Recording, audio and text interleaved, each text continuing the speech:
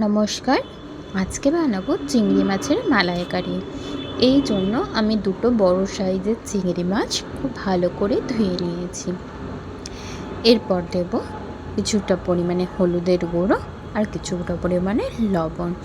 এটা দিয়ে ভালো করে ম্যারিনেট করে কিছুটা সময়ের জন্য আমরা এটাকে রেখে দেবো। এখন কড়াইয়ের মধ্যে আমি কিছুটা পরিমাণে তেল নিয়েছি। এখানে আমি সাদা তেল নিয়েছি, আপনারা চাইলে সর্ষের তেল ইউজ করতে পারেন। এবারে চিংড়ি মাছগুলোকে আমরা লাল লাল করে ভেজে নেব। কড়াইয়ের মধ্যে যে এক্সট্রা তেল থেকে গেছে তার মধ্যে আমরা কিছুটা পরিমাণে নিয়েছি এলাচ, লবঙ্গ, দারচিনি, আর দিয়ে দেবো পেঁয়াজ বাটা। পেঁয়াজ বাটার সাথে দিয়ে দেবো আদা রসুনের পেস্ট। এটা দিয়ে আমরা ভালো করে লাল লাল করে ভেজে নেব। ততক্ষণ পর্যন্ত ভাজবো যতক্ষণ পর্যন্ত এটা থেকে তেল ছেড়ে না দেয়। আমরা স্বাদ অনুযায়ী দিয়ে দেবো লবণ, হলুদ গুঁড়ো,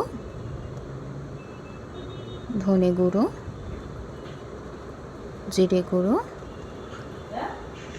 স্বাদ অনুযায়ী লঙ্কা গুঁড়ো, আর দেব কিছুটা পরিমাণে চিনি। এখন তেল ছাড়তে শুরু করেছে। এইবারে আমরা দিয়ে দেব নারকেলের দুধ। এখানে আমি নারকেলটাকে কিছুটা পরিমাণে গরম জল দিয়ে কিছুটা সময় ধরে ভিজিয়ে রেখেছিলাম।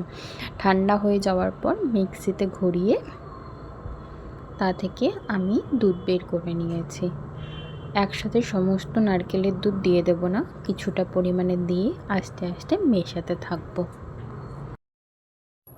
এরপর আবার কিছুটা পরিমাণে নারকেল দুধ দিয়ে আবার মিশিয়ে নেব।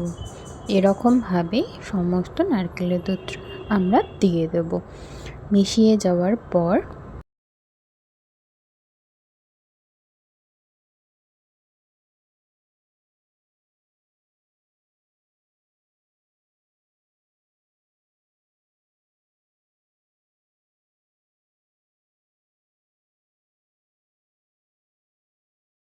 যখন ফুটতে শুরু হবে তখন আমরা দিয়ে দেবো আগে থেকে ভেজে রাখা চিংড়ি মাছগুলো।